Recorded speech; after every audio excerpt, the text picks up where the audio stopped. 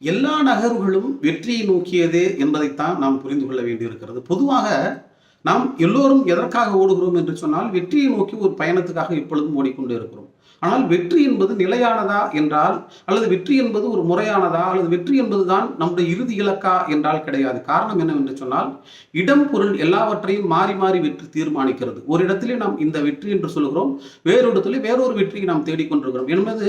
வெற்றி என்பது நம்முடைய இலக்கல்ல. என்ன இலக்காக இருக்கிறது என்று கேட்டால், இலக்கு தான் இலக்காக இருக்கிறது. நாம் எதை அடைய வேண்டும் என்று நினைக்கிறோமோ அதை அடைந்த பிறகு நாம் என்ன நினைக்கிறோம் என்று சொன்னால், வெற்றி பெற்று விட்டோம் என்று நாம் கருதுகிறோம். நாம் எந்த முயற்சியும் வேண்டாம், எந்த சிக்கலும் வேண்டாம், எதற்கு பற்றியும் பதட்டப்பட வேண்டாம் என்று நினைப்பவர்கள் கூட, மன அமைதியாக இருக்க வேண்டும் என்று நினைப்பவர்கள் கூட, அந்த மன அமைதி வேண்டும் என்று கருதி மன அமைதியை எப்பொழுது அவர் பெறுகிறார்களோ அவர்கள் வெற்றி பெற்றவர்களாக கருதப்படுகிறார்கள்.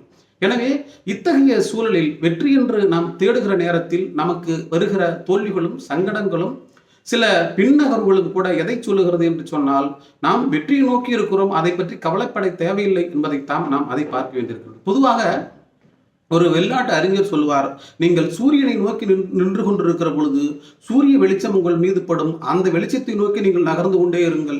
ஏனென்றால் உங்களுக்கு பின்னால் தான் இருக்கும். பின்னால் இருக்கக்கூடிய நிழல்களை பற்றி நீங்கள் கவலைப்படாதீர்கள். ஏனென்றால் நீங்கள் வெளிச்சத்தை நோக்கி பார்த்து கொண்டிருக்கிறீர்கள், சூரியனை நோக்கி பார்த்து கொண்டிருக்கிறீர்கள் என்று அந்த கருத்தை சொல்லுவார். எனவே வெற்றி என்பது வெறுமனே நம் இலக்கை நோக்கி செல்வதாக மட்டுமே இருக்கிறது. எனவே எல்லா நகர்வுகளும் எல்லா மூமெண்ட்ஸும் நம்ம எதை சொல்லுகிறது என்று கேட்டால், நம்முடைய வெற்றியைத்தான் சொல்லுகிறது.